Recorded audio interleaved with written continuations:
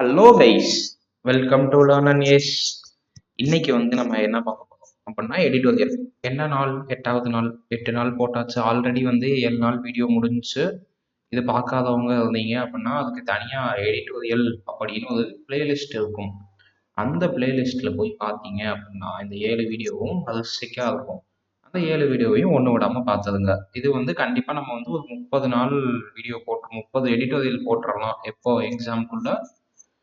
அதுக்கப்புறம் படிச்சுக்கோங்க. எல்லாம் ஒர்க்அப்ஸ். எனக்கு எடிட்டோரியல் படிக்க வேணாம், ஒர்க்அப் மட்டும் படிக்கணும் அப்படின்னா கடைசிக்கு போயிருங்க. இங்கே ஒரு செட் ஆஃப் வேர்ட்ஸ் இருக்கும். ஒரு 30 25 தான் இன்னைக்கு இருக்கா, சரி 25 தான் இருக்குது, இதை மட்டும் படிச்சிருங்க. ஓகேவா? இப்போ இன்னைக்கு எடிட்டோரியலுக்குள்ளே போகலாம். இன்னைக்கு என்னது?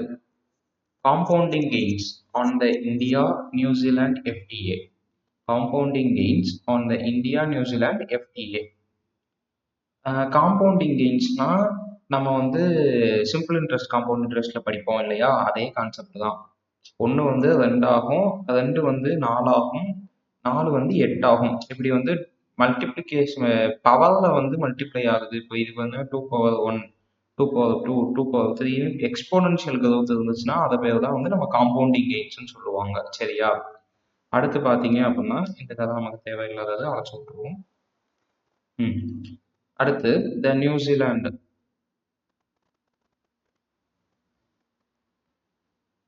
The New Zealand Free Trade Agreement with India strengthens and expands upon 7 recently concluded trade deals that India has signed. என்னது அப்படின்னா, இப்போ நியூசிலாண்டும் இந்தியாவும் ஒரு ஃப்ரீ ட்ரேட் அக்ரிமெண்ட்ல இருக்காங்க. நியூசிலாண்டும் இந்தியாவும் ஒரு ஃப்ரீ ட்ரேட் அக்ரிமெண்ட்ல இருக்காங்க. ஃப்ரீ ட்ரேட் அக்ரிமெண்ட் அப்படின்னா எதை மீன் பண்ணலாம் அப்படின்னா, இவங்களுக்குள்ள ஒரு ட்ரேட் அக்ரிமெண்ட் இருக்கு. அந்த இம்போர்ட் எக்ஸ்போர்ட் டியூட்டிஸ்ல ஏதாச்சும் நமக்கு பெர்சன்டேஜஸ் குறைப்பாங்க. இம்போர்ட் டியூட்டிஸ் அது எக்ஸ்போர்ட் டியூட்டிஸ்ல ஃப்ரீ ஆக்கிடுவாங்க. அப்படி ஃப்ரீ ஆக்கல அப்படின்னா மற்ற கண்ட்ரிஸ்க்கு இருக்கிறத விட பெர்சன்டேஜஸ் நமக்கு அது ரிடியூஸ்டாக இருக்கும். அது strengthens and expands upon 7 recently. இப்போ புதுசாக ஏதோ 7 டீல் போட்டிருக்காங்களாம். 7 டீலிங் போட்டிருக்காங்க.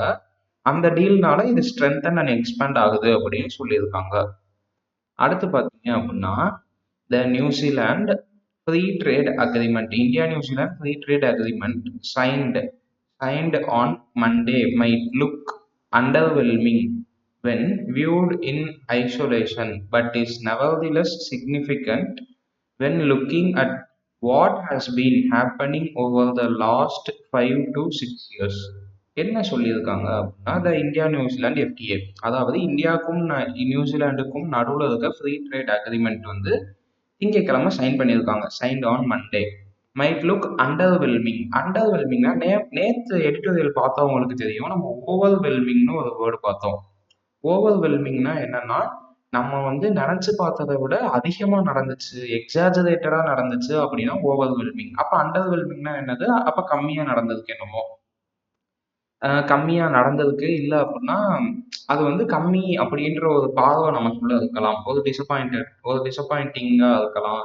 இல்லை அப்படின்னா ரொம்ப என்ன சொல்றது, பார்த்த உடனே நம்ம எடுத்து வச்சுக்கணும், இது பார்த்த உடனே நல்லா இருக்குன்னு தோணாம இருக்கலாம்.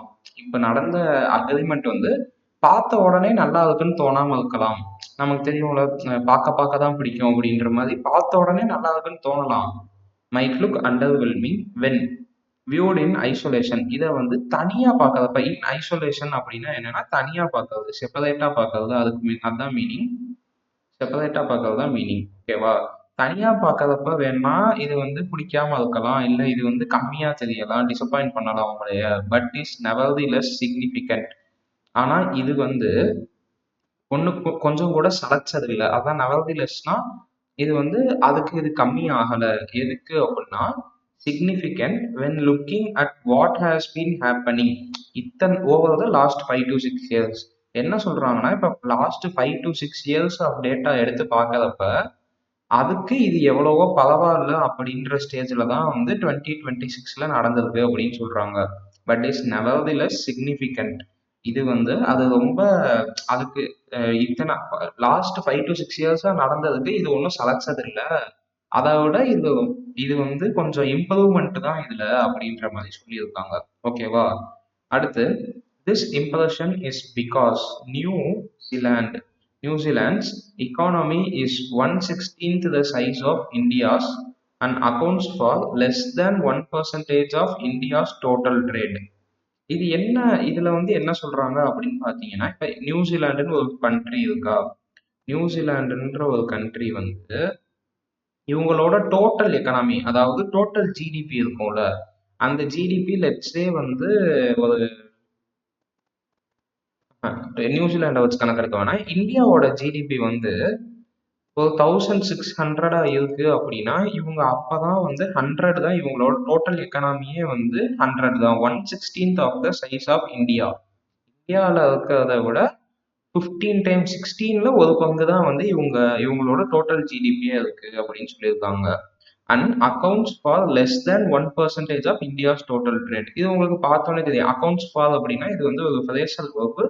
இதுக்கு மீனிங் என்னன்னா வேல்யூடுன்னு சொல்லலாம். இல்லை அப்படின்னா இதுக்கு ரிலேட்டடா ஏதாச்சும் தான் சொல்ல முடியும். வேல்யூடு அக்கௌண்ட்ஸ் ஃபார்னா இந்த அளவுக்கு அப்படின்ற மாதிரி இருக்கும். வேல்யூட் ஃபார் அக்கௌண்ட்ஸ் ஃபார் அப்படின்னா இந்த அளவுக்கு, எந்த அளவுனா இந்தியாவோட 1% ஆஃப் இந்தியாவோட டோட்டல் ட்ரேட் தான் இவங்க பண்ணியிருக்காங்க அப்படின்னு சொல்றாங்க. நம்ம இந்தியாவோட டோட்டல் ஃபாரின் ட்ரேட் இருக்கும்ல, டோட்டல் ஃபாரின் ட்ரேட் 100%னா அதுல நியூசிலாண்டுக்கு வந்து 1%க்கும் கம்மியாக தான் நம்ம கொடுத்துருக்கோம் அப்படின்னு சொல்றாங்க. அடுத்து, yet this view ignores the fact that the FTA comes soon after signing of or closure of negotiations on 7 other trade agreements in the past 3.5 years also. இதுல என்ன சொல்லியிருக்காங்க அப்படின்னா, என்னதான் இருந்தாலும் this view ignores the fact, என்ன ignore பண்ணுது அப்படின்னா, இது வந்து ஒரு விஷயத்த வந்து விட்டுட்டு பாக்குது. எதை விட்டுட்டு பாக்குது, எதை இக்னோர் பண்ணுது அப்படின்னா, the FTA comes soon after signing off. அப்படின்னா நம்ம இப்பதான் வந்து அந்த அக்ரிமெண்ட் வந்து சைன் போட்டிருக்காங்க, அக்ரிமெண்ட்டை வந்து அக்செப்ட் பண்ணியிருக்காங்க. அக்செப்ட் பண்ண உடனே வந்து இந்த எஃப்டிஏ வருது. Or closure of negotiation. க்ளோசர்னா நம்ம என்ன பார்த்தோம், நம்ம வந்து க்ளோசர்னா வந்து எப்போ சொல்லுவோம் அப்படின்னா, ஒரு டீல் பேசி முடிக்கிறப்ப க்ளோசர்னு சொல்லுவோம். டீல் வந்து ஃபினிஷ் பண்றப்ப க்ளோசர்னு சொல்லுவோம். இந்த மாதிரி சுச்சுவேஷன்ல தான் வந்து க்ளோசர்னு சொல்லுவோம். அப்படி இல்லை அப்படின்னா நார்மலா என்னன்னா க்ளோசிங் ஆஃப் நெகோசியேஷன்ஸ்னு கூட சொல்லலாம். Closing of negotiation. க்ளோசிங்னா மூடுறது கிடையாது, இந்த இடத்துல வந்து முடிக்கிறது, கம்ப்ளீஷன் அப்படின்ற ஒரு மீனிங்ல வரும். ஓகேவா? கம்ப்ளீஷன் அப்படின்ற ஒரு மீனிங்ல வரும். Closure of negotiations. நெகோசியேஷன்னா ஒன்றும் இல்லை, நம்ம வந்து பேரம் பேசுவோம்ல, நம்ம வந்து அதுக்கு பார்கெயின். ஆக்சுவலா பேரம் பேசுறது மட்டும் பண்ணோம்னா அதுக்கு பேர் வந்து பார்கெயின். நெகோசியேஷன்ஸ்னா ஒரு விஷயத்தை பத்தி பேசுறது. இப்ப நம்ம வந்து வாக்குவாதம் பண்றதும் நெகோசியேஷன்ல தான் வரும், பேரம் பேசுறதும் நெகோசியேஷன்ல தான் வரும். இந்த மாதிரி ரெண்டு பேர் ஏதாச்சும் ஒரு விஷயத்த வந்து காமனா வச்சுட்டு அதுக்கு சம்பந்தமா பேசினாங்கன்னா அதுக்கு பேர் வந்து நெகோசியேஷன் அப்படின்னு தான் வரும். ஓகேவா? ஆன் 7 அதர் ட்ரேட் அக்ரிமெண்ட்ஸ் என்ன பண்ணியிருக்காங்கன்னா, அது இந்த 7 ட்ரேட் அக்ரிமெண்ட்டை பத்தி பேசியிருக்காங்கல்ல, அது வந்து எப்ப பேசியிருக்காங்க? 7 அதர் ட்ரேட் அக்ரிமெண்ட்ஸ் இந்த பாஸ்ட் 3.5 years ago அப்படின்னு சொல்லியிருக்கு. 3.5 years ஆல்சோ, அதாவது கடைசி 3.5 வருஷமா இவங்க ஒரு 7 அக்ரிமெண்ட் போட்டிருக்காங்க. அதையும் வந்து நம்ம கணக்குல எடுத்துதான் பார்க்கணும். 3.5 இயர்ஸா ஒரு 7 அக்ரிமெண்ட் போட்டிருக்காங்க, அதை கணக்குல எடுக்கணும். ஆனா வந்து இப்ப இந்த அக்கௌண்ட்ஸ் ஃபார் லெஸ் தேன் 1%ன்றது வந்து இதெல்லாம் வந்து விட்டுருது, இதை இக்னோர் பண்ணுது அப்படின்னு சொல்றாங்க. ஓகேவா? அடுத்து, it also ignores the larger policy goals that India is trying to achieve through such deals. It also, இப்ப இந்த இடத்துல இட் வந்து எதை மீன் பண்ணுது? இட் வந்து இந்த 7 ட்ரேட் அக்ரிமெண்ட்டை மீன் பண்ணுதா, இல்ல இந்த நெகோசியேஷனை மீன் பண்ணுதா, இல்ல இந்த ஃபேக்ட்னு இந்த இடத்துல ஒண்ணு சொல்லியிருக்காங்கல்ல, இந்த இடத்துல ஃபேக்ட்னு சொல்லியிருக்காங்கல்ல, இந்த ஃபேக்டை மீன் பண்ணுதா? இந்த இடத்துல ஆக்சுவலா அந்த ஃபேக்டை தான் மீன் பண்ணுது. ஏன் அப்படின்னா இப்ப நீங்க பாத்தீங்கன்னா தெரியும், ஃபேக்டா இல்ல, ஃபேக்ட்னா நம்ம இந்த இதுக்கும் முன்னாடி ஒண்ணு பார்த்தோம்ல, ஃபேக்ட் கிடையாது, சாரி. இந்த இட்டுன்றது வந்து இதுக்கு முன்னாடி நம்ம ஒரு ரீசன் பார்த்தோம்ல, முன்னாடி பேஜ்ல பார்த்தோம். என்னது அப்படின்னா இந்த மாதிரி வந்து அண்டர்வெல்மிங்கா இருக்குன்னு சொன்னாங்கல்ல, அண்டர்வெல்மிங்கா இருக்கு அப்படின்னு பார்த்தோம்ல, இதுதான் வந்து அந்த இட்ட மீன் பண்ணுது. இந்த ட்ரேட் அக்ரிமெண்ட், இந்த free trade agreement might look அண்டர்வெல்மிங்னு சொன்னாங்கல்ல, இதுதான் வந்து அந்த இட்ட மீன் பண்ணுது. இந்த இட்டு வந்து அந்த அண்டர்வெல்மிங்கா இருக்க ஃப்ரீ ட்ரேட் அக்ரிமெண்ட் அதை தான் மீன் பண்ணுது. ஓகேவா? It also ignores the larger policy goals. அதாவது இந்த இப்ப இந்தியாவோட பாலிசி இதுல என்ன அடிபடும் அப்படின்னா, இப்போ எஃப்டிஏக்கு ஃபாரின் ட்ரேட் ஃப்ரீ ட்ரேட் அக்ரிமெண்ட்டுக்குன்னு சில கோல்ஸ் வச்சிருப்பாங்க இந்தியால. இம்போர்ட் எக்ஸ்போர்ட்டுக்கு எக்ஸ்போர்ட்டுக்கு வந்து ஒரு செட் ஆஃப் கோல்ஸ் வச்சிருப்பாங்க. இப்போ இந்த கோல்ஸை வந்து நான் வந்து லெட்ஸ் சே இப்போ 100% இருக்கு அப்படின்னா, இதை நான் வந்து 10% தான் பண்ணணும்னு இல்லை, 1%ஆ பண்ணலாம், 2%ஆ பண்ணலாம், இப்படியே பண்ணலாம். சிம்பிளா சொல்லணும்னு வைங்களேன், இப்போ நம்ம வந்து ரீசனிங்ல வந்து நமக்கு 40 மார்க் இருக்கு டோட்டலா. ரீசனிங்கோ குவான்ஸோ நமக்கு வந்து 40 கொஸ்டின்ஸ் இருக்கு. இதுல வந்து நான் வந்து டைமை மிச்சம் பண்றதுக்காக டிஐ மட்டும்தான் போடுவேன், பசில் மட்டும்தான் போடுவேன், இதுல மட்டும்தான் எனக்கு 5 கொஸ்டின் அப்படியே வரும் அப்படின்னு நம்ம போடக்கூடாது. மிஸ்லினியஸும் எடுத்து போடணும், அரித்மெட்டிக் சம்ஸும் எடுத்து போடணும். ஒவ்வொரு மார்க்குமே வந்து இம்பார்ட்டன்ட் தான். இப்போ லெட்ஸே வந்து இதுக்கு வந்து 6 நிமிஷம் ஆகுதுன்னு வச்சுக்கோங்க. நான் மிஸ்லினியஸ் 5 கொஸ்டின் போடுறதுக்கு 5 நிமிஷத்துல போட்டேன்னா இது எனக்கு பாசிட்டிவ் தானே, இது எனக்கு வந்து ப்ராஃபிட் தானே. அதை தான் வந்து இந்த இடத்துல சொல்லியிருக்காங்க. ஓகேவா? அதை வந்து இது வந்து ஒரு லார்ஜர் கோலுக்கான ஒரு ஸ்மால் பார்ட் அப்படின்னு சொல்லியிருக்காங்க. லார்ஜர் கோலுக்கான ஸ்மால் பார்ட் அப்படின்னு சொல்லியிருக்காங்க. ஓகேவா? என்ன பண்ணாலும் ரீசனிங்கும் குவான்ஸையும் ஏன் எங்களுக்கு ஞாபகப்படுத்தவே நீங்க என்னைய திட்டாதீங்க. எனக்கு வேற எக்ஸாம்பிள் தெரியல. The COVID-19 pandemic and the US tariff frictions have shown India that it needs to diversify supply chains on the import and export chains. இதுல என்ன சொல்லியிருக்காங்க அப்படின்னா, இப்ப வந்து இந்த கோவிட்-19 பேண்டமிக், என்ன கோவிட்-19க்கு போயிட்டாங்க அப்படின்னா, கோவிட்-19க்கு முன்னாடி வந்து நம்ம இப்பயுமே வந்து எக்ஸ்போர்ட் இம்போர்ட் வந்து நம்ம நிறைய பண்றோம். பட் மேக்சிமம் வந்து சில நம்ம வந்து கான்சென்ட்ரேட்டடா பண்றோம். ஒரு குறிப்பிட்ட கண்ட்ரிஸ் யூஎஸ், ரஷ்யா, சைனா அந்த மாதிரி சில கண்ட்ரிஸ்க்கு மட்டும்தான் வந்து எக்ஸ்போர்ட் இம்போர்ட் பண்றோம். அப்படி பண்றப்ப என்ன ஆகுதுன்னு பாத்தீங்கன்னா, இப்ப வந்து யூஎஸ் வந்து நம்ம மேல டேரிஃப்ஸ் போட்டுச்சா, டேரிஃப் ஃபிரிக்ஷன்ஸ் அப்படின்னா ஒரு தடங்கல் ஏற்படுத்துறது, ஒரு ஹிண்ட்ரன்ஸ் கொடுக்கறது, அது பேர் தான் வந்து இந்த இடத்துல ஃபிரிக்ஷன். இதுல வந்து நீங்க பிசிக்ஸ்ல படிச்சதெல்லாம் பண்ணக்கூடாது. பிசிக்ஸ்ல என்னன்னு வரும், ஃபிரிக்ஷன் வந்து the force to oppose the moment of இனர்ஷியான்னு என்னமோ வரும், எனக்கு ஞாபகம் இல்லை. நான் வந்து அப்பவே படிக்கல, இப்போ எனக்கு கண்டிப்பா ஞாபகம் இருக்காது. யூஎஸ் டேரிஃப் வந்து இந்த இடத்துல ஃபிரிக்ஷன்னா ஒன்றும் இல்லை, ஒரு தடங்கல், ஒரு சின்னதாக வந்து ஒரு ஹிண்ட்ரன்ஸ் கொடுக்கறது தான் இந்த இடத்துல சொல்லியிருக்காங்க. ஹிண்ட்ரன்ஸை தான் சொல்லியிருக்காங்க. US tariff frictions have shown India. இந்த ரெண்டு விஷயமும், இது பேண்டமிக்கும் இந்த யூஎஸோட டேரிஃப் ஃபிரிக்ஷன்ஸும் shown India that it needs to diversify. டைவர்சிஃபைனா ஒரே இடத்துல வந்து நம்ம ஃபுல் ஃபோக்கஸ் பண்ணாம எல்லா இடத்துலையும் ஃபோக்கஸ் பண்ணணும். சிஏவே வரல அப்படின்னு 4 மணி நேரம் 5 மணி நேரம் சிஏ மட்டும் படிக்கக்கூடாது. குவான்ஸுக்கு 1 மணி நேரம், ரீசனிங் 1 மணி நேரம், இங்கிலீஷ்க்கு 1 மணி நேரம்னு ஸ்ப்ளிட் பண்ணி படிச்சாதான் நம்மளால வாழ்க்கையில முன்னேற முடியும் அப்படின்னு சொல்றாங்க. வந்து இந்தியா கிட்ட வந்து இதை லெசனா எடுத்துக்கணும். ஓகேவா? இதுக்கு பேர் தான் டைவர்சிஃபிகேஷன். டைவர்சிஃபைனா ஒரே விஷயத்துல கான்சென்ட்ரேட் பண்ணாம எல்லா விஷயத்துலையும் கான்சென்ட்ரேட் பண்ணணும். ஓகேவா? Diversify supply chains on import and export side ரெண்டுக்குமே. இப்போ நம்ம வந்து லெட்ஸ் இப்போ இந்தியா வந்து யூஎஸ்க்கு மட்டும் இம்போர்ட் பண்ணுதுன்னு வைங்க, யூஎஸ்க்கு மட்டும் எக்ஸ்போர்ட் பண்ணுதுன்னா, இப்போ யூஎஸோட கவர்மெண்ட் வந்து இந்தியன் ப்ராடக்டை வாங்கக்கூடாதுன்னு சொல்லி தடை போட்டுட்டா, நம்ம இந்த இடத்துல போய் நமக்கு இந்த இடத்துல என்ன பண்ணுவாங்க, இப்போ லெட்ஸ் இதனால ஒரு 10 கோடி பேர் 20 கோடி பேர் வந்து நம்ம இந்தியாவுக்குள்ள வாழ்க்கையை அதை நம்பிதான் நடத்திக்கிட்டு இருப்பாங்க. போர்ட்ல ஆரம்பிச்சு, ப்ராசஸ்ல ஆரம்பிச்சு, அதோட மேனுஃபேக்சரிங் இந்த மாதிரி எல்லாத்துலயுமே சேர்த்து இத்தனை பேர் அடிபடுறாங்க யூஎஸ்னால. அப்போ இப்படி பண்ணாம நான் என்ன பண்றேன்னா, சைனா கிட்ட இப்ப யூஎஸ் கிட்ட வந்து 20% போடுறேன் அப்படின்னா, சைனா கிட்ட ஒரு 5%, ரஷ்யா கிட்ட ஒரு 5%, அப்புறம் வந்து வேற இந்த இப்ப இப்ப பார்த்த மாதிரி நியூசிலாந்து கிட்ட ஒரு 5%ன்னு போட்டுட்டா, இப்ப நான் வந்து இப்ப யூஎஸ் கிட்ட ஒரு 5% வச்சிருக்கேன். யூஎஸ் என்கிட்ட வந்து நான் உன்கிட்ட வாங்கவே மாட்டேன் டோட்டல் 5% ஸ்டாப் பண்ணா கூட மிச்சம் இந்த 15% எனக்கு காப்பாத்திடுவாங்கல்ல. இந்த 20 கோடியில 5 கோடி பேர் தானே அஃபெக்ட் ஆவாங்க. இந்த 5 கோடிக்கு நான் ஈஸியா ஏதாச்சும் ஒரு சொல்யூஷன் கொடுத்துருவேன். ஆனா மொத்தமா 20 கோடி 20 கோடி பேரும் அஃபெக்ட் ஆகிறத விட 5 கோடி அஃபெக்ட் ஆகிறது பரவாயில்ல அப்படின்னு சொல்றாங்க. ஓகேவா? அடுத்து, weaning off imports from China is tough task. Weaning off அப்படின்னா என்னன்னா, ஒரு இடத்துல வந்து டிட்டாச் பண்ணிக்கிறது நம்மளையா. வீனிங் ஆஃப் அப்படின்னா ஒரு இடத்துல வந்து டிட்டாச் பண்ணிக்கிறது. இது வந்து இதுக்கும் வந்து பேங்க் எக்ஸாமே ஒரு எக்ஸாம்பிள் சொல்லலாம். என்னது அப்படின்னா, நம்ம வந்து ஸ்டார்டிங்ல என்ன பண்ணியிருப்போம்னா, ஒரு மெத்தட் வந்து கத்துக்கிட்டு இருந்திருப்போம். லெட்ஸ் சே வந்து இப்போ மிக்சர் அனலைசேஷன் வச்சு மிக்சர் அனலைசேஷன்ல ஒரு ஒரு மெத்தட் ஆஃப் சால்விங் வந்து நம்ம கத்துக்கிட்டு இருந்திருப்போம். பட் அது வந்து கரெக்டான ஆன்சர் 100% எல்லா டைமுமே கொடுக்கும். நமக்கு மெத்தடும் தெரியும்.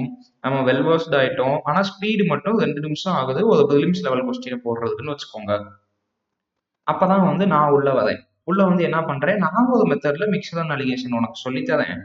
அதை நீங்க போட்டீங்க அப்படின்னா 1 நிமிஷத்துல ஆன்சர் போட்டுறலாம்னு சொல்றேன். நம்ம இப்போ இந்த 2 நிமிஷம் இந்த மெத்தட் இருக்குல்ல, நீங்க யூஸ் பண்ணிக்கிட்டு இருந்த மெத்தட் இருக்குல்ல, இந்த மெத்தட்ல இருந்து நான் சொல்லிக் கொடுக்குற மெத்தடுக்கு வருவீங்க இல்லையா, அந்த இடத்துல ஒரு ப்ராசஸ் நடக்கும். அந்த இடத்துல ஒரு ப்ராசஸ் நடக்கும். நீங்க வந்து அதை விட்டுட்டு வரணும். இந்த ப்ராசஸ்க்கு பேர் தான் வீனிங் ஆஃப். இந்த ப்ராசஸ்க்கு பேர் தான் வீனிங் ஆஃப். இத்தனை நாளா நான் பழக்கமா வச்சிருந்த ஒரு விஷயத்த மாத்திட்டு வரணும். அதுக்கு பேர் தான் வந்து வீனிங் ஆஃப். ஓகேவா? இங்க என்ன சொல்லியிருக்காங்க அப்படின்னா, weaning off imports from China is tough task. Weaning off இது வந்து என்னது அப்படின்னா, இப்போ நம்ம சைனா கிட்ட வந்து இம்போர்ட்ஸ் அப்படின்னா மற்ற கண்ட்ரீஸ்க்கு இம்போர்ட் பண்றவங்க எக்ஸ்போர்ட் பண்றவங்க அதெல்லாம் இருப்பாங்கல்ல, அதை வந்து சைனாட்ட வந்து நம்ம மொத்தமா வாங்குறது. ஏன் அப்படின்னா இப்ப நீங்க பாத்தீங்க அப்படின்னா மாஸ் ப்ராடக்ட் இல்ல மாஸ் மார்க்கெட் எங்க இருக்கு அப்படின்னா இந்தியாவும் சைனாவும் தான். ஏன்னா பாப்புலேஷன் அதிகமா இருக்கு. ஓகேவா? இந்தியாவும் சைனாவிலையும் தான் அதிகமா இருக்கு. அது மட்டும் இல்லாம இங்கதான் லேபர் ஃபோர்ஸும் அதிகமா இருக்கும். இந்தியாலையும் சைனாவிலையும் தான் லேபர் ஃபோர்ஸ் அதிகமா இருக்கு. ஒரு நிமிஷம் இருங்க, இதை erase பண்ணிடுறேன். இந்தியாலையும் சைனாலையும் மட்டும்தான் வந்து லேபர் ஃபோர்ஸும் அதிகமா இருக்கு. அதே மாதிரி கன்சப்ஷனும் நம்ம கிட்ட தான் அதிகமா இருக்கு மற்ற கண்ட்ரிஸை கம்பேர் பண்றப்ப. அப்போ இப்ப இப்ப நியூசிலாந்து மாதிரி ஒரு கண்ட்ரி இருக்கு, நியூசிலாந்து மாதிரி ஒரு கண்ட்ரி இருக்கு அப்படின்னா இவங்க வந்து ஆல்ரெடி சைனாக்கு சப்ளை பண்றாங்க, சைனாக்கு சப்ளை பண்ணிட்டு இருக்காங்க. இதுவே வந்து அவங்களுக்கு போதுன்ற லெவல்ல தான் இருக்கும். அப்போ இந்த இடத்துல வந்து இந்தியா நானும் வந்து பண்றேன், இல்ல எனக்கும் நான் ஒண்ணு இம்போர்ட் உங்களுக்கு வந்து கொடுக்கறேன், இல்ல நீங்க எனக்கு கொடுங்க அப்படின்னு கேட்கறது வந்து கொஞ்சம் கஷ்டமான விஷயம் தான். ஏன் சொல்றேன் அப்படின்னா, இவங்களுக்கும் ஒரு பெரிய மார்க்கெட் பேஸ் வச்சிருக்காங்க, இந்தியாவும் ஒரு பெரிய மார்க்கெட் பேஸ் வச்சிருக்கு. அப்ப ரெண்டுலயுமே வந்து மொத்தமா இப்ப நியூசிலாண்ட மொத்தமா வாங்க அப்படின்னு சொன்னா அது கஷ்டம். அதுக்கு பேர் தான் டிட்டாச். அவங்கள்ட்ட வந்து டிட்டாச் ஆகி வாங்க அப்படின்னா China is a tough task. Yet any chipping away of the 16% of India's imports that China accounts for would be welcome. இதுல என்ன சொல்றாங்க அப்படின்னா, நான் அந்த உங்களுக்கு சொல்லியிருந்தேன் இல்லையா, குவான்ஸ் ரீசனிங்ல வந்து டிஐ மட்டும் ஃபோக்கஸ் பண்ணாம பசில் மட்டும் ஃபோக்கஸ் பண்ணாங்கன்னா அந்த கதை தான். சிப்பிங் அவே அப்படின்னா சின்ன சின்ன பகுதியா உடைச்சி எடுக்கிறது. நம்மளால மொத்தமா எடுக்க முடியாது, கண்டிப்பா தெரியும், 100% ஷுவரா தெரியும். டோட்டலா எடுக்க முடியாது என்னால, டோட்டலா எடுக்க முடியாது. ஆனா நான் நினைச்சேன் அப்படின்னா, இதுக்கு வந்து ஒரு இன்னொரு நல்ல எக்ஸாம்பிள் அதே குவான்ஸ் ரீசனிங் தான். கடைசியில ஒரு 3 நிமிஷம் தான் இருக்கு செக்ஷனல் டைமிங் முடிய. இந்த டைம்ல உட்காந்து பசல் நம்ம தொடுவோமா? பசில் தொடமாட்டோம், டிஐயும் தொடமாட்டோம். அப்ப என்ன பண்ணுவோம், இங்க வந்து ஆட்டோமேட்டிக்கா மிசிலினியஸ்க்கு போயிடுவோம். இப்ப இந்த இடத்துல போதும்ல, இப்ப இந்த இடத்துல நமக்கு எதுக்குல்ல ஒரு மைண்ட் செட் இருக்குல்ல, என்னால மொத்தமா பண்ண முடியாது, அந்த கொஸ்டின் கன்ஃபார்மா என்னால பசில்ல 3 நிமிஷத்துல சால்வ் பண்ண முடியாது. அதனால நான் என்ன பண்றேன், ஒரு கொஸ்டினா போறேன், ஒவ்வொரு மார்க்கா அட்டன் பண்றேன், அட்லீஸ்ட் 3 மார்க்கா நான் எடுத்துருவேன். அதுக்கு பேர் தான் சிப்பிங் அவே. குட்டி குட்டியா உடச்சி எடுக்கிறதுக்கு பேர் தான் chipping away. Yet any chipping away of the 16% of India's imports that China accounts for. 16% of இந்தியாவோட இம்போர்ட் வந்து சைனா கிட்ட இருந்து தான் இருக்கு. அந்த சைனா கிட்ட வந்து இதுல வந்து என்ன கதை சொல்லியிருக்காங்கன்னா, சைனா வந்து இந்தியாவுக்கு ஒரு 16% ஆஃப் குட்ஸ் அனுப்புது.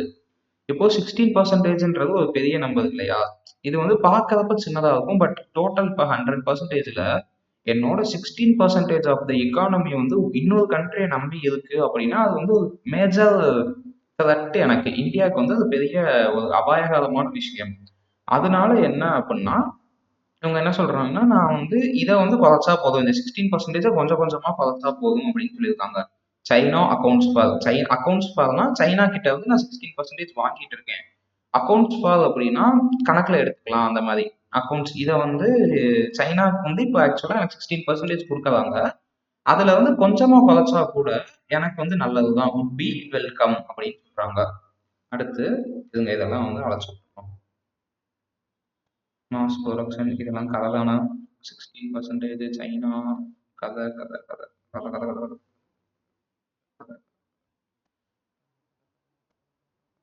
ம். Importantly, the strategic need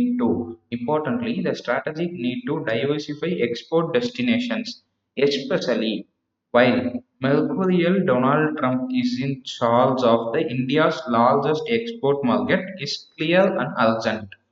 என்ன சொல்லியிருக்காங்க அப்படின்னா இம்பார்ட்டன்ட்லி ரொம்ப முக்கியமா ரொம்ப முக்கியமான விஷயம். என்ன விஷயம் அப்படின்னா the strategic need to strategic நீட்னா இது சும்மா நம்ம கண்டிப்பா பண்ணணும் அப்படின்ற மாதிரி இல்லாம ஸ்ட்ராட்டஜிக்கலா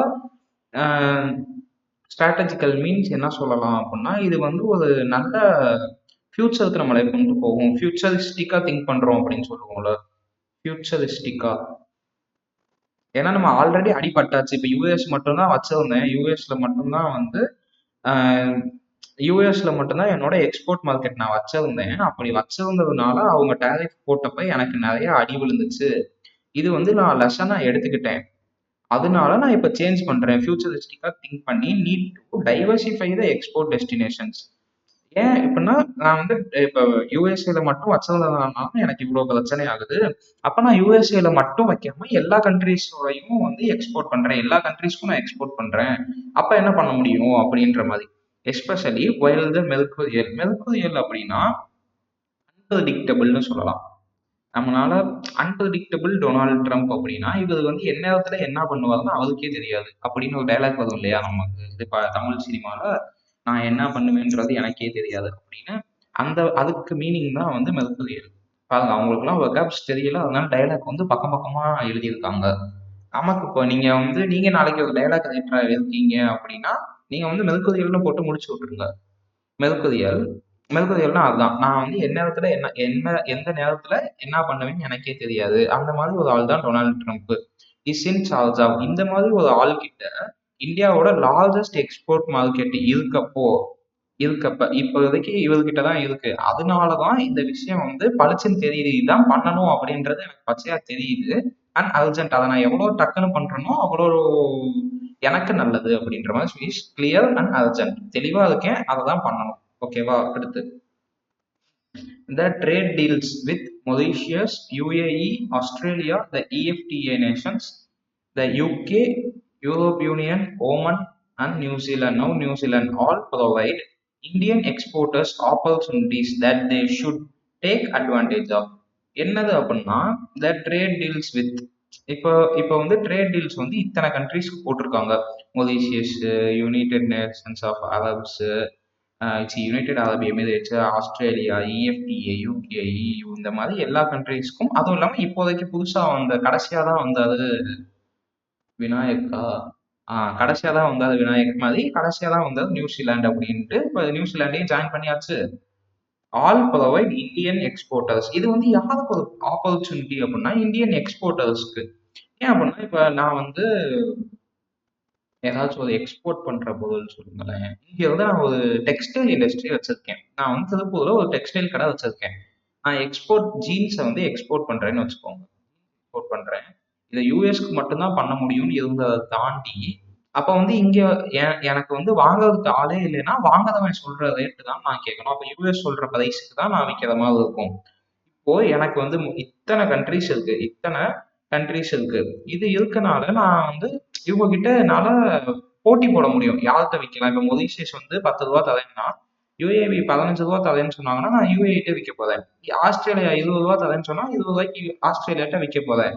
இல்ல நியூசிலாந்து 25 ரூபா நான் தரேன் அப்படின்னா நியூசிலாந்து கிட்ட யார் அதிகமா கொடுக்குறாங்களோ அவங்களுக்கு கொடுப்பேன். அந்த ஆப்பர்ச்சுனிட்டிஸ் இருக்கு அப்படின்னு சொல்றாங்க. That they should take advantage of. அதான் டேக் அட்வான்டேஜ் அப்படி டேக் அட்வான்டேஜ் ஆஃப் அப்படின்னா இதை தான் சொல்றேன். நம்ம வந்து அதை நம்ம போன வாட்டி ஒரு வேர்டு பார்த்துருப்போம், அபியூசிவ் யூசேஜ் அப்படின்னு. அதுக்கு வந்து நான் ஃபோன் எக்ஸாம்பிளா சொல்லியிருப்பேன். ஃபோன் வந்து ஒரு 2 ஹார்ஸ் 3 ஹார்ஸ் யூஸ் பண்ணா பரவாயில்ல. ஆனா நம்ம அத அப்யூஸ் பண்றோம். 7 டூ 8 மணி நேரம் யூஸ் பண்ணி அத வந்து நம்ம அப்யூஸ் பண்றோம் அப்படின்னு சொல்லியிருந்தேன். அதுக்கு பேர் தான் டேக் அட்வான்டேஜ் ஆஃப். இதுக்குன்றதுக்காக நம்ம அத யூஸ் பண்ணக்கூடாது. தேவைன்னா யூஸ் பண்ணலாம். பட் தேவை இல்ல அப்படின்றப்ப அத விட்டுறணும். ஆனா இந்த இடத்துல என்ன சொல்லியிருக்காங்க அப்படின்னா, இப்படி ஒரு ஆப்பர்ச்சுனிட்டி இருக்கு. இதுல வந்து அட்வான்டேஜ் எடுத்துக்கோங்க அப்படின்னு சொல்றாங்க. அடுத்து, finally dismissing this FTA on the basis of its size would be unfair to India's negotiators who have done well to use India's comparative advantage to push through key victories. என்ன சொல்லியிருக்காங்கன்னா finally கடைசியா நான் என்ன சொல்ல வரேன் அப்படின்னா dismissing this FDA இந்த எஃப்டிஏவை வந்து நம்ம டிஸ்மிஸ் பண்றது மூலியமா அப்படின்னா கேன்சல் பண்றது மூலியமா on basis of it size எதை வச்சு நான் கேன்சல் பண்றேன் அதோட சைஸை வச்சு நீங்க கேன்சல் பண்ணீங்க அப்படின்னா அதோட சைஸை வச்சு கேன்சல் பண்ணீங்க அப்படின்னா அது வந்து ஒரு அன்ஃபேரான செயல். அன்ஃபேர்னா தப்பான விஷயமா இருக்கும். யாருக்கு இந்த தப்பை பண்றீங்க? இந்த அன்ஃபேர் வந்து நீங்க யாருக்கு பண்றீங்க அப்படின்னா இந்தியன் நெகோசியேட்டர்ஸ்க்கு பண்றீங்க. இந்தியன் நெகோசியேட்டர்னா ஒன்றும் இல்லை, யாருன்னா இந்தியன் கவர்மெண்ட் சார்பா போய் அவங்க வந்து அங்க நியூசிலாந்து கவர்மெண்ட் கிட்ட பேசியிருப்பாங்க. நியூசிலாந்து கவர்மெண்ட் கிட்ட பேச்சுவார்த்தை நடத்தியிருப்பாங்க. இந்த மாதிரி எங்ககிட்ட இத்தனை எக்ஸ்போர்ட் பண்றதுக்கு குட்ஸ் இருக்கு, நாங்க உங்களுக்கு எக்ஸ்போர்ட் பண்றோம், இல்ல இம்போர்ட் பண்ணணும் நீங்க எங்களுக்கு, அந்த மாதிரி வந்து எங்களுக்கு இருக்கு, அதை நாங்க பண்ணணும் அப்படின்றது அப்படின்னு இவங்க இந்த இடத்துல ஒரு எஃபர்ட் போட்டிருப்பாங்கல்ல, அந்த எஃபர்ட் வேஸ்ட் ஆயிரும் அப்படின்னு சொல்றாங்க. India's negotiators who have done well to use அப்படின்னா இவங்க கரெக்டா பண்ணனால தானே அந்த டீல் ஓகே ஆகுது. இப்ப நியூசிலாந்துல வந்து டீல் ஓகேன்னு சொல்லிட்டாங்க, அதை கேன்சல் பண்ண என்ன விளைவாகும்னு தான் சொல்றாங்க. Ton well to use India's comparative advantage. இந்த இடத்துல இந்த கம்பேரிட்டிவ் அட்வான்டேஜ்ன்றது எதை மீன் பண்றாங்கன்னு நீங்க கமெண்ட்ல சொல்லுங்க. இந்த கம்பேரிட்டிவ் அட்வான்டேஜை பத்தி நான் வந்து எக்ஸாம்பிள்ல சொல்லியிருக்கேன். பட் எடிட்டோரியல்ல எங்கேயுமே இதை பத்தி மென்ஷன் பண்ணல. ஆனா நான் ஒரு எக்ஸாம்பிள் சொல்றப்ப இதை வச்சு சொல்லியிருந்தேன். இதையும் இன்னொரு கண்ட்ரியையும், இந்தியா பிளஸ் இன்னொரு கண்ட்ரி, இந்த இடத்துல வச்சு ரெண்டையும் கம்பேர் பண்ணி நான் சொல்லியிருந்தேன். அப்போ இந்த கம்பேரிட்டிவ் அட்வான்டேஜ் என்னதுன்னு சொல்லுவாங்க. கம்பேரிட்டிவ் அட்வான்டேஜ்னா லெட்ஸே வந்து இப்போ வந்து நம்ம பேங்க் எக்ஸாம் ப்ரிப்பேர் பண்றோமா, இப்போ இப்போ எம்எஸ்சி மேக்ஸ் வரைக்கும் படிச்ச ஒருத்தவர் வந்து எம்எஸ்சி மேக்ஸ் படிச்ச ஒருத்தவர் உள்ள வராதுன்னு வச்சுக்கோங்க, அவர் எவ்வளோ அசால்ட்டா ஆப்டி போடுவாரு. இப்போ நான் வந்து ஆப்டிடியூட 3 மாசம் உட்காந்து முக்கி முக்கி பேசிக்ஸ் மட்டும் படிச்சு, பேசிக்ஸ்னா ப்ரிலிம்ஸ் லெவல்ல பேசிக்ஸ் படிச்சு, அடுத்த ஒரு 3 மாசம் ப்ரிலிம்ஸ்ல சம்ஸ் போட்டு, அடுத்த 3 மாசத்துல தான் மெயின்ஸுக்கான பேசிக்ஸ் படிச்சு, மெயின்ஸ் லெவல் கான்செப்ட் படிச்சு, அடுத்த ஒரு 3 மாசத்துல தான் சம்ஸ் போட ஆரம்பிச்சது. எனக்கு 12 மாசம் ஆயிருக்கும். இந்த மனுஷன் உள்ள வந்தா என்ன பண்ணுவாரு? எம்எஸ்சி மேக்ஸ் படிச்சுட்டு உள்ள வந்தாருன்னா இந்த 12 மாசம்ன்றது அவருக்கு 2 to 3 மாசமா சேஞ்ச் ஆயிரும். அதுக்கு பேர் தான் கம்பேரிட்டிவ் அட்வான்டேஜ். என்னைய விட அவருக்கு ஒரு அட்வான்டேஜ் இருக்கு. என்னது அப்படின்னா அவர் டிகிரி பண்றப்ப படிச்ச மேக்ஸ் தான் அவருக்கு அட்வான்டேஜ். ஓகேவா? அதுக்கு பேர் தான் comparative advantage. To push through. Push through key victories அப்படின்னா ஒரு விஷயத்த வந்து நம்ம ஒரு விஷயத்த நோக்கி நம்மளை செலுத்துறதுக்கு பேர் தான் புஷ் த்ரூன்னு சொல்லுவாங்க. எப்படின்னா இப்போ நம்ம பேங்க் எக்ஸாமே படிக்கிறோம் அப்படின்னா நமக்கும் வந்து அப்படி சொல்லலாம், புஷ் த்ரூ த விக்டரி அப்படின்னு சொல்லலாம். புஷ் த்ரூ த விக்டரின்னு சொல்லலாம். இப்போ எப்படி சொல்லலாம், எந்த விஷயத்த வச்சும் உங்களுக்கு நான் புஷ் த்ரூக்கு எக்ஸாம்பிள் சொல்லலாம் அப்படின்னா விக்டரிஸ் ஒன்றும் இந்த இடத்துல வந்து எப்படி நீங்க அண்டர்ஸ்டாண்ட் பண்ணிக்கலாம்னா, இப்போ நான் வந்து ஒரு ஓட்டப்பந்தயம் ஓடிக்கிட்டு இருக்கேன். ஓடுறப்ப நான் இப்போ வந்து இந்த ஓட்டப்பந்தயத்துல இப்போ வந்து குளுக்கோஸ்லாம் வந்து சைடில் வச்சிருக்காங்கன்னு வச்சுக்கோங்க. கடைசி ஒரு 100 மீட்டர் இருக்கு. நான் இருக்கேன், என்னோட ஆப்போனன்ட் இருக்கான். ஆப்போனன்ட் வந்து குளுக்கோஸை விட தூரமா இருக்கான். எனக்கு வந்து குளுக்கோஸ் பக்கத்துல தான் நான் இருக்கேன். வேணும்னா இப்போ ஆப்போனன்ட்னா இந்த டிஸ்டன்ஸ் வந்து அவன் எடுத்துட்டு திரும்ப இப்படி ஓடணும். நான் வந்து இப்படி ஓடுறப்ப அப்படியே போற போக்குல எடுத்துட்டு வந்துடுவேன். அப்படியே போற போக்குல குளுக்கோஸ் பாட்டில எடுத்துடுவேன். அப்போ எனக்கு வந்து ஆக்சுவலா இது கம்பேரிட்டிவ் அட்வான்டேஜ் ஒன்று.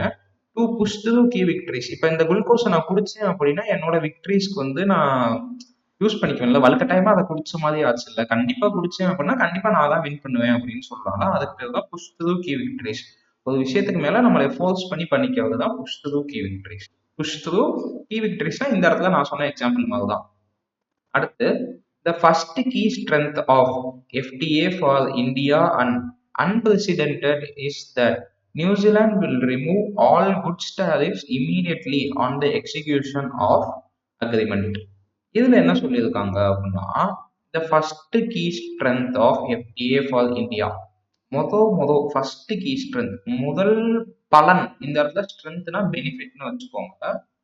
ஃபர்ஸ்ட் பலன் என்ன இதுல, இதனால நம்ம வந்து நமக்கு கிடைக்கிற பலன்கள்ல முதல் பலன் என்ன அப்படின்னா, இந்தியாவுக்கு கிடைக்காத முதல் பலன் என்னன்னா அன்பிரசிடென்டடுக்கு நம்ம நேத்து தான் வந்து இது பார்த்தோம். என்ன பார்த்திருப்போம்? அன்பிரசிடென்டடுக்கு பார்க்கல, பிரசிடென்டடுக்கு பார்த்திருப்போம்.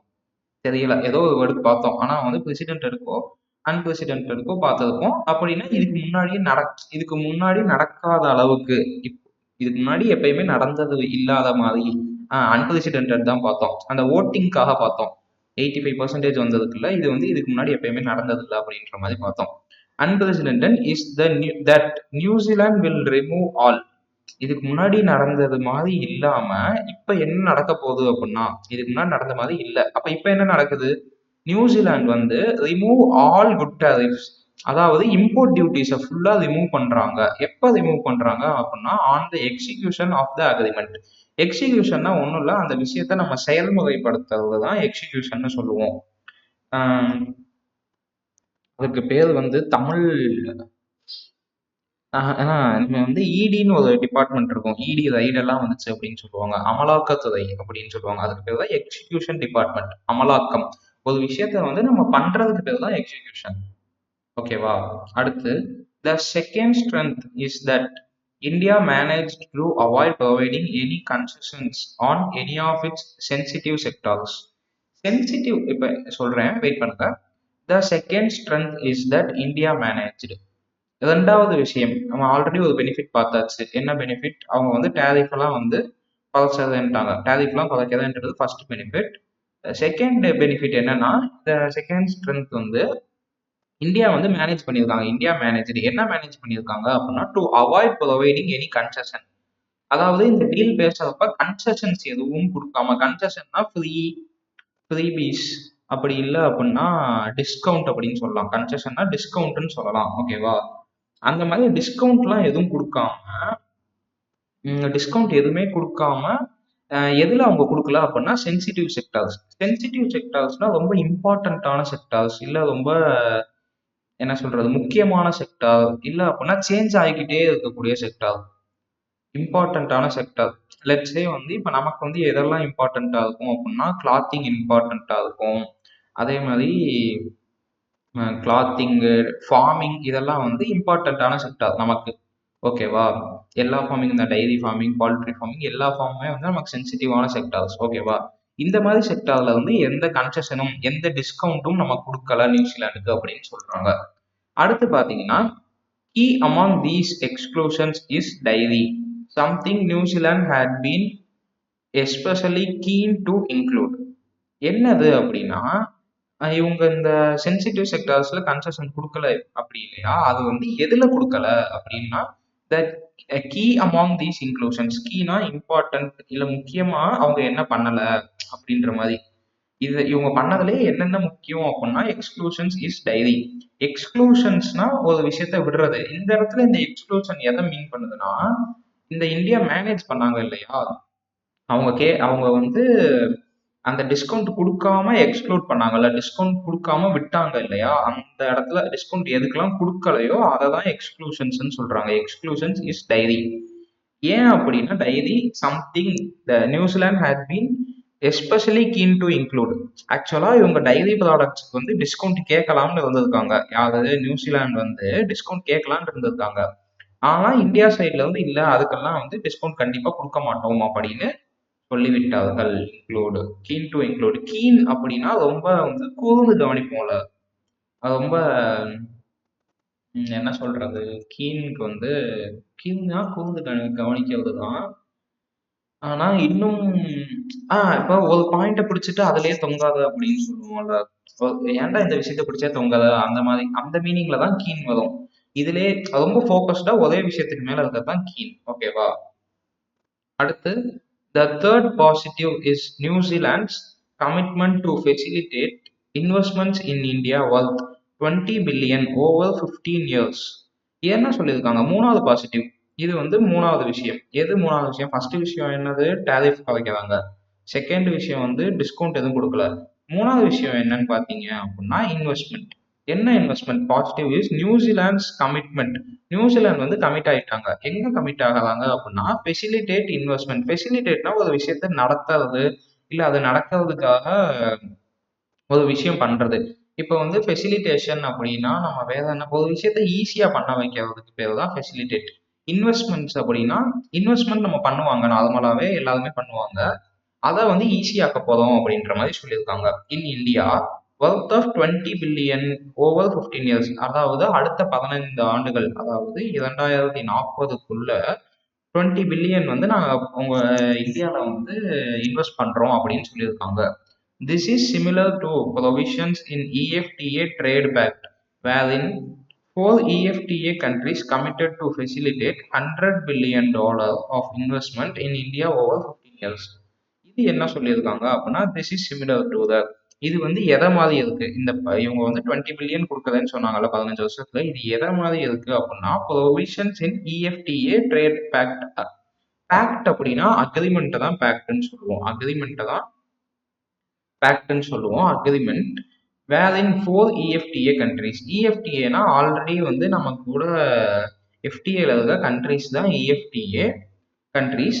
கமிட்டட் டு ஃபெசிலிட்டேட் 100 பில்லியன், இந்த 4 கண்ட்ரிஸும் சேர்ந்து $100 பில்லியன் வந்து இந்த 15 வருஷத்துக்குள்ள கொடுக்குறேன் அப்படின்னு சொல்லியிருக்காங்களாம் இந்தியாவுக்கு. அப்படின்னா கொடுக்க மாட்டாங்க, இன்வெஸ்ட் பண்றேன்னு சொல்லியிருக்காங்க.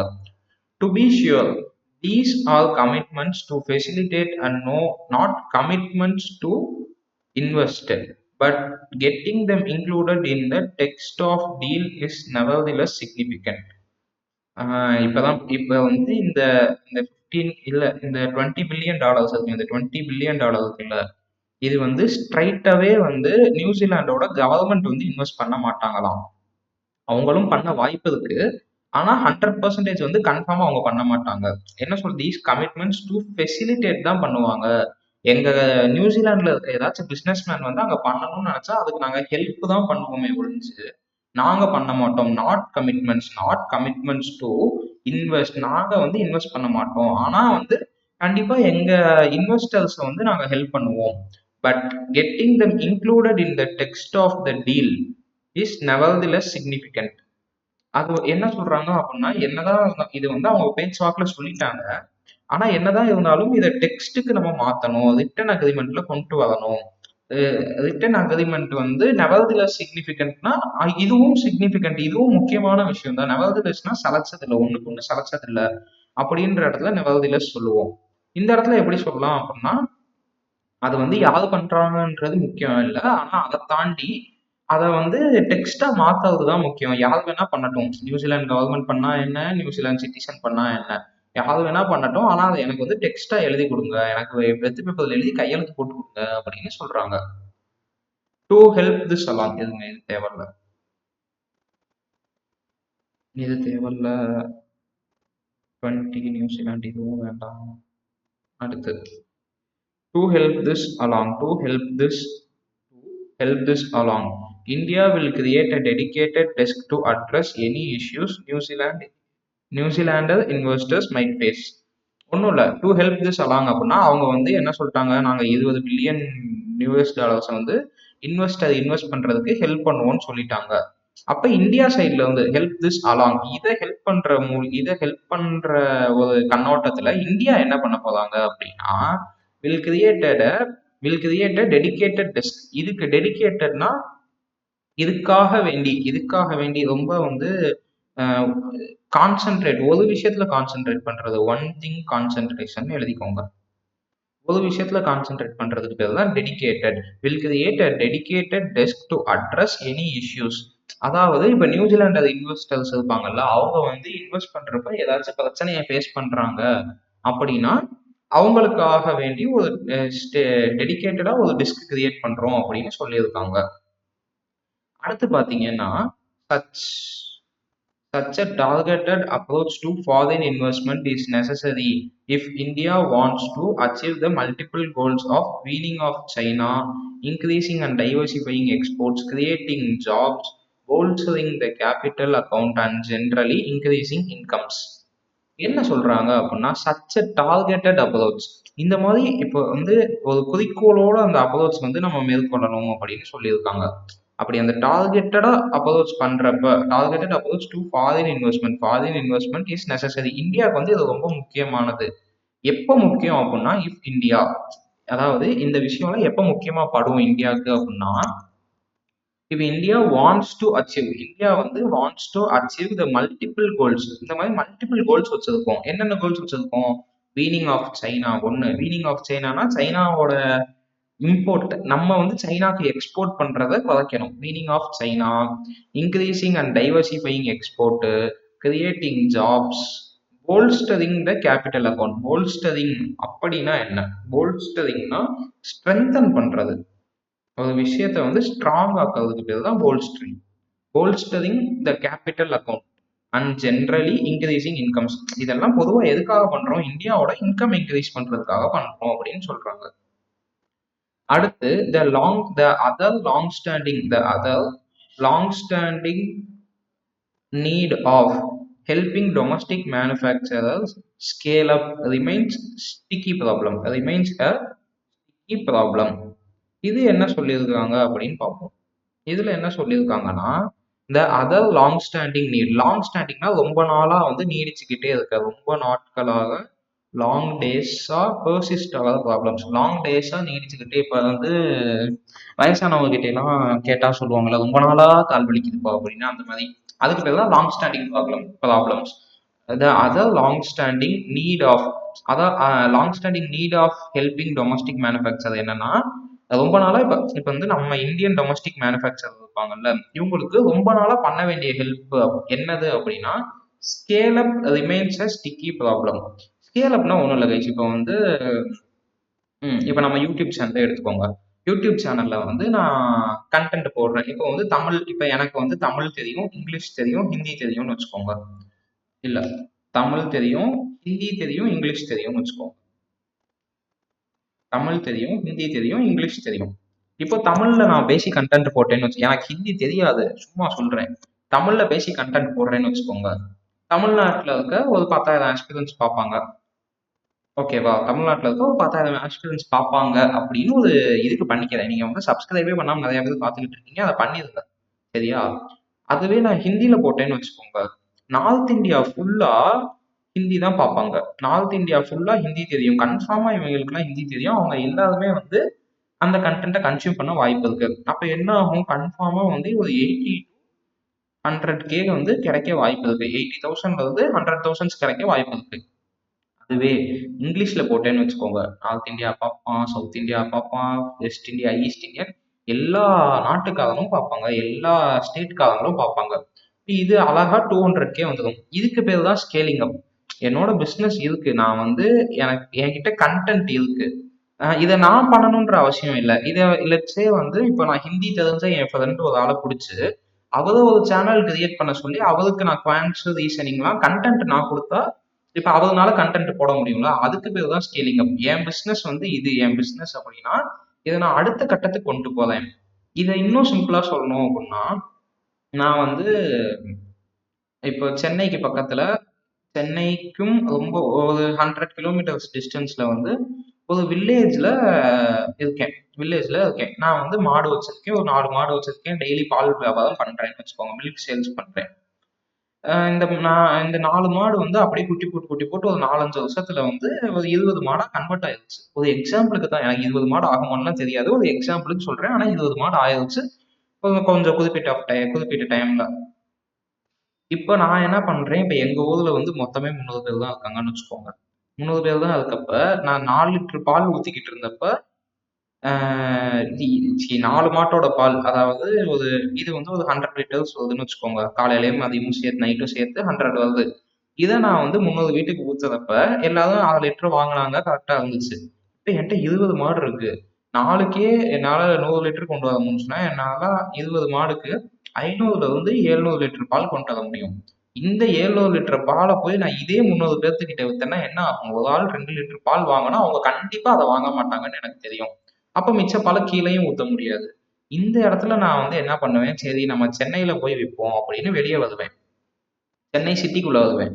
சிட்டிக்குள்ள வந்து விற்கிறப்ப என்ன ஆகும், எனக்கு வந்து நியூமரஸ் ஆஃப் ஆப்ஷன்ஸ் இருக்கும். இங்க ஊருக்குள்ள மொத்தமா வித்தாலே எனக்கு 300 பேருக்கு தான் விற்க முடியும்.